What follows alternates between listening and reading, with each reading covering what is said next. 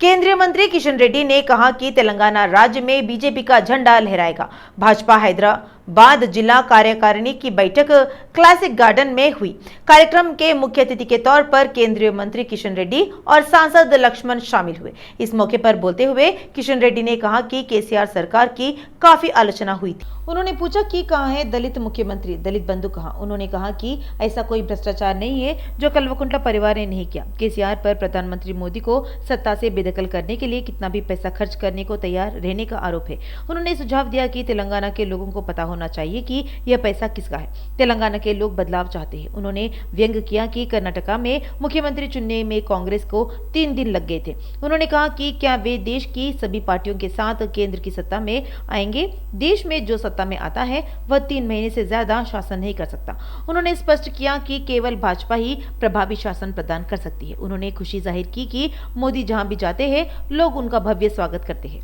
Corona के कारण 3 साल से निलंबित निशुल्क मछली प्रसाद का वितरण 9 जून से पुनः शुरू किया जाएगा। इधर मंत्री तलसानी श्रीनिवास यादव ने गुरुवार को संबंधित अधिकारियों के साथ राज्य सरकार के तत्वावधान में होने वाली व्यवस्थाओं की समीक्षा की। इस मौके पर उन्होंने कहा कि बतीना बंधु हर साल मृगशिरा करते के अवसर पर 9 जून को दमे की बीमारी को मछली प्रसादम बांटने की व्यवस्था कर रहे हैं। उन्होंने कहा कि बतीना हरिनाथ गौड़ के परिजन 170 साल से मछली का प्रसाद बांट रहे हैं। इसमें खुलासा हुआ कि राज्य बनने के बाद सरकार सीएम केसीआर के आदेश के मुताबिक सभी तरह के इंतजाम करेगी। उन्होंने बताया कि मछली प्रसाद के लिए लाखों लोग न केवल हमारे राज्य से बल्कि अन्य राज्यों से और विभिन्न देशों से भी आते हैं। मंत्री ने कहा कि बतीना ब्रदर्स के अवसर आवास से प्रसाद को पुलिस सुरक्षा में प्रदर्शनी मैदान तक लाने की व्यवस्था की जाएगी। उन्होंने कहा कि बुजुर्गों, विकलांगों और छोटे बच्चों के लिए विशेष काउंटर बनाए जा रहे हैं। उन्होंने कहा कि सरकार मत्स्य विभाग के तत्वावधान में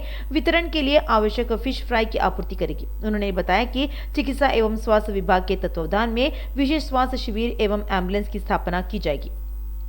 उन्होंने कहा कि वे मछली प्रसादम के लिए अलग अलग राज्यों से 1-2 दिन पहले प्रदर्शनी मैदान पहुंचेंगे। उन्होंने कहा कि जयसवाल समाज, अग्रवाल समाज, श्री कृष्ण समिति एवं बद्री विशाल पित्ती जैसे विभिन्न स्वयंसेवी संगठनों के तत्वावधान में सेवा भाव से उन्हें नाश्ता एवं दोपहर का भोजन देने की व्यवस्था की जा रही है। इस बैठक में बतीना हरिनाथ गौड़ के परिवार के सदस्य, विधायक राजा सिंह, एमएलसी रहमतुल्ला बेग, पार्षद शंकर यादव, मत्स्य आयुक्त लच्छीराम बुकैया, जीएचएमसी आयुक्त लोकेश कुमार, अंचल आयुक्त रवि किरण, पुलिस, बिजली, चिकित्सा विभाग और अधिकारी शामिल हुए। भाजपा विधायक एम रघुनंदन राव ने गुरुवार को ओआरआर पर टोल संग्रह के लिए 30 साल के अनुबंध वाली company IRB infrastructure developers limited के अज्ञात अधिकारियों पर कंपनी के कार्यों पर सवाल उठाने के लिए एक आरटीआई कार्यकर्ता की हत्या करने का आरोप लगाया। रघुनंदन राव ने एक संवाददाता सम्मेलन को संबोधित करते हुए आरटीआई कार्यकर्ता की हत्या की सीबीआई जांच इस बात का सबूत है कि आईआरबी इस पर सवाल उठाने वाले को चुप कराने के लिए किसी भी हद तक जा सकती है। भाजपा विधायक ने कहा, हमने हैदराबाद के आउटर रिंग रोड पर टोल वसूलने के ठेके की जांच के लिए सीबीआई से संपर्क किया है। यह एक ऐसी कंपनी है जिसे एक बार काली सूची में डाल दिया गया था और हमारा मानना है कि आईआरबी को ठेका देना बड़े पैमाने पर भ्रष्टाचार का परिणाम है। एचएमडीए द्वारा इसे ओआरआर अनुबंध आवंटित करने के बाद कंपनी सुर्खियों में रही। विपक्षी राजनीतिक दलों ने मुख्यमंत्री के साथ मिलीभगत से वित्तीय गड़बड़ी का आरोप लगाया और सिंगापुर स्थित एक कंपनी के साथ इसके संबंध पर सवाल उठाए, जिसमें इसने परियोजना में हिस्सेदारी बेची। रघुनंदन राव, जिसने पहले आईआरबी को अनुबंध मिलने पर आपत्ति जताई थी, ने कहा कि कंपनी सौदा पूरा करने के लिए ऋण के लिए बैंकों की चक्कर लगा रही थी, लेकिन कथित तौर पर विवाद के कारण कोई प्रगति नहीं कर रही है।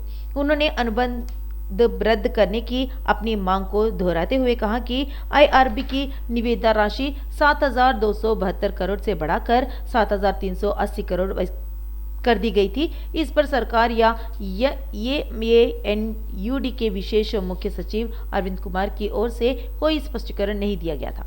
केटीआर ने एक बार अपने अधिकारियों से कहा था कि जब एक ओआरआर उपयोगकर्ता ने ट्वीट किया कि आईआरबी टोल के लिए मैनुअल रसीद जारी कर रहा है तो तेजी से प्रतिक्रिया करे और इस तमाशे के लिए जिम्मेदार लोगों को बर्खास्त करे। यह 16 के लिए टोल रसीद पर एक शिकायत पर था। उन्होंने कहा यह राज्य को 1 लाख करोड़ से अधिक का नुकसान है। भाजपा नेता ने आरोप लगाया कि HMDA सौदे पर सवाल उठाने वालों को चुप कराने के लिए कंपनी के साथ सांठगांठ कर रही है। IRB को इतनी छूट क्यों दी गई? अनुबंध राशि का एक हिस्सा जमा करने वाले आवरडी के ऐसे सभी अनुबंधों में एक मानक खंड को क्यों हटा दिया गया? निविदाओं के बंद होने और घोषणा के बाद HMDA द्वारा 15 दिनों की चुप्पी के पीछे क्या कारण थे? IRB को दिए जा रहे अनुबंध के बारे में बनाया गया था। रघुनंदन राव ने कहा कि 30 साल की अवधि में 1 लाख करोड़ से अधिक का नुकसान करने के बजाय सरकार एक निगम स्थापित कर सकती थी और 7,380 करोड़ रुपए का ऋण ले सकती थी।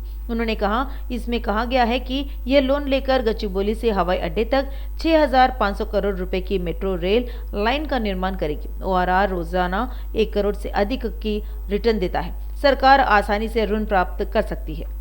BRS विधायक विवेकानंद ने कहा कि ORR को लेकर रेवंत रेड्डी द्वारा लगाए गए सभी आरोप झूठे हैं और वह केवल मंत्री KTR को व्यक्तिगत रूप से बदनाम करने के लिए आरोप लगा रहे हैं। उन्होंने कहा कि रेवंत रेड्डी को मूल ORR बोली के बारे में कोई जानकारी नहीं थी। उन्होंने स्पष्ट किया कि KTR द्वारा 10% धनराशि का भुगतान करने पर जोर देने वाली टिप्पणियों में कोई सच्चाई नहीं है। BRS विधायक विवेकानंद ने कहा कि ORR को लेकर रेवंत रेड्डी द्वारा लगाए गए सभी आरोप झूठे हैं और वह केवल मंत्री KTR को व्यक्तिगत रूप से बदनाम करने के लिए आरोप लगा रहे हैं। उन्होंने कहा कि रेवंत रेड्डी को मूल ORR बोली के बारे में कोई जानकारी नहीं थी। उन्होंने स्पष्ट किया कि KTR द्वारा 10% धनराशि का भुगतान करने पर जोर देने वाली टिप्पणियों में कोई सच्चाई नहीं है।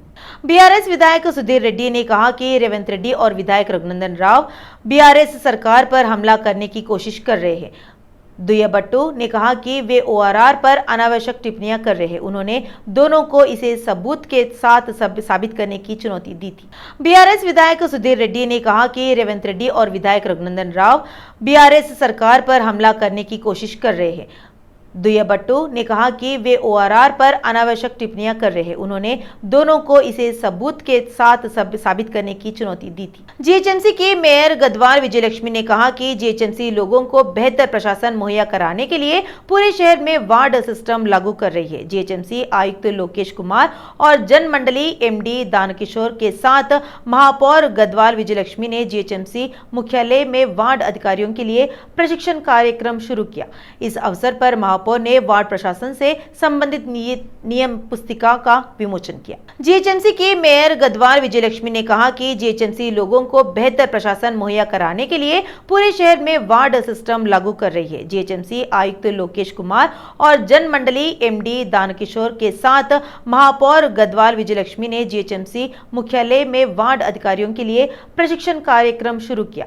इस अवसर पर महापौर ने वार्ड प्रशासन से संबंधित नियम पुस्तिका का विमोचन किया। विवेका हत्याकांड में YCP सांसद अविनाश रेड्डी की अग्रिम जमानत पर तेलंगाना हाईकोर्ट की अवकाश पीठ ने सुनवाई टाल दी है। हाईकोर्ट की खंडपीठ ने घोषणा की कि सुनवाई शुक्रवार सुबह 10:30 बजे होगी। तेलंगाना हाईकोर्ट ने कल इस जमानत याचिका पर सुनवाई की। न्यायाधीश ने वकीलों से पूछताछ की वे अपने दलीलें पेश करने के में कितना समय लेंगे। CBI के वकीलों ने दावा किया कि वे 1 घंटे का समय चाहते थे। इसके साथ ही जज ने कहा कि आज दलीलें सुनी जाएंगी। मालूम हो कि अविनाश रेड्डी ने हाल ही में CBI को गिरफ्तार नहीं करने का आदेश देने के लिए सुप्रीम कोर्ट का दरवाजा खटखटाया है। हालांकि सुप्रीम कोर्ट ने ऐसा करने से इनकार कर दिया। SIT अधिकारियों ने TSPSC पेपर लीक मामले में 3 और लोगों को गिरफ्तार किया है। भरत, रोहित और साई को रवि से SI पेपर खरीदने के लिए हिरासत में ले लिया गया है। इन्हें मिलाकर इस मामले में गिरफ्तार लोगों की संख्या कुल मिलाकर 43 हो गई है। SIT अधिकारियों ने इस मामले में 24 मई को भी 3 लोगों को गिरफ्तार किया था। SIT अधिकारियों ने बुधवार को EE परीक्षा में टॉप स्कोर करने वाले दिव्या, रवि और किशोर को रायपुर से गिरफ्तार किया। अधिकारियों ने पाया कि उन्होंने पेपर खरीदा और परीक्षा लिखी। इसी के साथ SIT ने इनसे पूछताछ की। पुलिस द्वारा दी गई जानकारी के आधार पर इन्हें शक के आधार पर गिरफ्तार किया गया। पेपर लीक मामले में प्रवीण, राजशेखर और रेणुका मुख्य आरोपी है।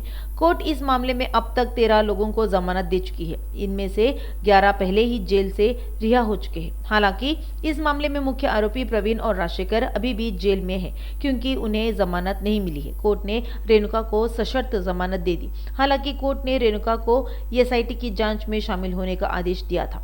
एसआईटी के अधिकारी कागजी मामले में गोपनीय कक्ष के प्रभारी के रूप में उशंकर लक्ष्मी की भूमिका पर संदेह व्यक्त कर रहे हैं। उसके कॉल डेटा विवरण पहले ही एकत्र किया जा चुका है। वह 2017 से टीएसपीएससी में अपनी ड्यूटी कर रही है। इसके अलावा एसआईटी अधिकारियों ने पाया कि टीएसपीएससी का विवरण डीएओ, एआईई और ई पेपर के लीक होने में छिपाया गया था। साथ ही एसआईटी अधिकारियों को संदेह है कि टीएसपीएससी ने गलत सूचना दी है कि कागजात का मूल्यांकन नहीं किया गया है। पति पत्नी के बंधन से बढ़कर इस दुनिया में कोई दूसरा बंधन नहीं है। यह बंधन अटूट है। इस बीच भाग्य ने मजाक उड़ाया। यदि पति की अचानक मृत्यु हो जाती है तो उसकी पत्नी उसके बिना जीवन की कल्पना नहीं कर सकती। उस दर्द से उबरने से पहले ही उनकी भी मौत हो गई। यह दर्दनाक हादसा हैदराबाद में हुआ। हैदराबाद के अंबरपेट में डीडी कॉलोनी की रहने वाली साहिती की शादी 1 साल पहले वनस्थलीपुरम के एक सॉफ्टवेयर कर्मचारी मनोज से हुई थी। बाद में वे दोनों अमेरिका के डलास में रहने लगे, लेकिन इसी महीने की 2 तारीख को साहिती अपने माता पिता को देखने हैदराबाद आ गई। आए दिन दोनों पति पत्नी फोन पर एक दूसरे का हालचाल जानकर खुश होते थे।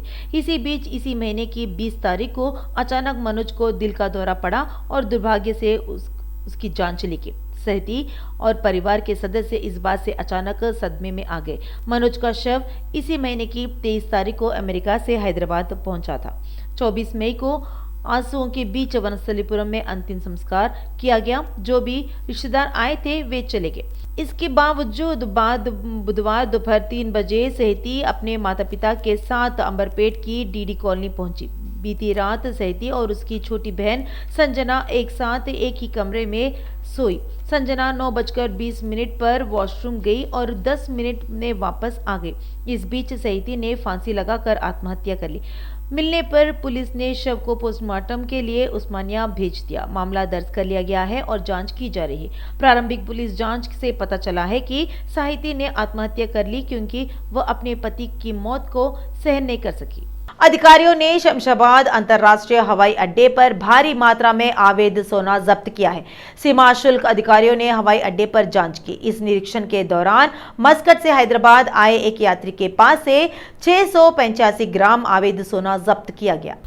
सोने को पोस्ट में बदल दिया गया था और इसे मूल पत्र द्वारा छिपा कर लाया जा रहा था। अधिकारियों ने बताया कि जब्त सोने की कीमत करीब 82,78,000 रुपए है। शमशाबाद पुलिस ने आरोपी के खिलाफ मामला दर्ज कर लिया गया है और जांच कर रही है। पुलिस ने मस्कट से आए व्यक्ति की पहचान मध्य प्रदेश के रहने वाले के रूप में की है।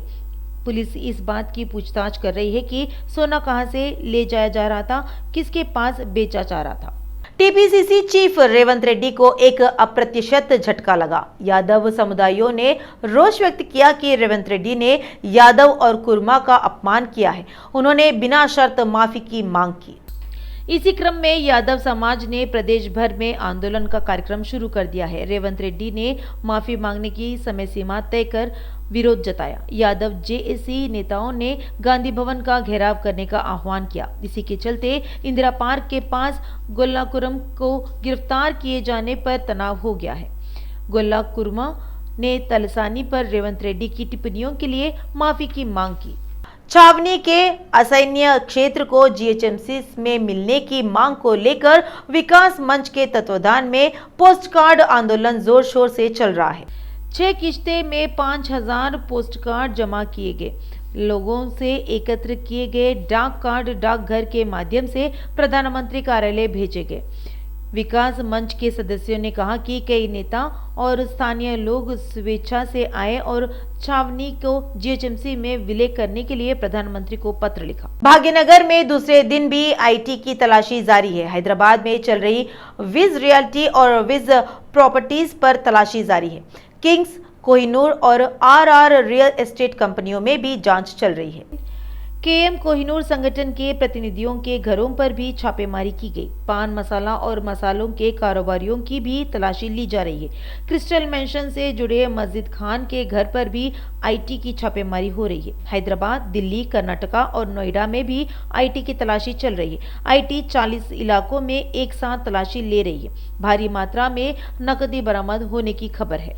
एमसेट में तीसरी रैंक हासिल करने वाली गरीबों को मुफ्त इलाज मुहैया कराना इसका मकसद है। उन्होंने कहा कि उनका लक्ष्य हृदय रोग विशेषज्ञ बनना और सेवाएं प्रदान करना है। नलगोंडा जिले के कोदाड़ा से डॉक्टर श्रीचरण और श्रीदेवी के बच्चे उच्च शिक्षा के लिए हैदराबाद आए और हरिपुरी कॉलोनी में बस गए। ग्लोबल हॉस्पिटल में जनरल फिजिशियन के पद पर कार्यरत है। उनका कहना है कि वह अपने बेटे और बेटी को अच्छी शिक्षा दिला रहे हैं। उन्होंने कहा कि उनका बेटा सफल शुरू से ही डॉक्टर बना है और उसका लक्ष्य बेहतरीन सेवाएं और मुफ्त इलाज मुहैया कराना है। सुफल के माता पिता का कहना है कि लगन से पढ़ाई करने के बाद यह मुकाम हासिल कर वे बेहद खुश है। सफल का कहना है कि एमएसआईटी में तीसरे रैंक हासिल करने के पीछे कॉलेज स्टाफ और अभिभावकों का प्रोत्साहन है। उन्होंने कहा कि उनका लक्ष्य कार्डियक डॉक्टर के रूप में सेवा करना है। इसी महीने की 16 तारीख को पादरी रंजित ओफिर ने केपीएचबी पुलिस स्टेशन में शिकायत दर्ज कराई कि प्रवीण नाम के व्यक्ति ने उन पर अश्लील वीडियो पोस्ट किया है। प्रवीण को पुलिस ने हिरासत में ले लिया है और इसका लेकर कई हिंदू समूहों ने थाने के सामने धरना दिया। लेकिन प्रवीण एक हिंदू कुछ समय पहले ईसाई धर्म में परिवर्तित हो गया। इस समय चर्च में चल रही गतिविधियों को सहन करने में असमर्थ उन्होंने हाल ही में वापस हिंदू धर्म अपना लिया। बाद में उन्होंने वहां आयोजित कार्यक्रम के वीडियो का खुलासा किया।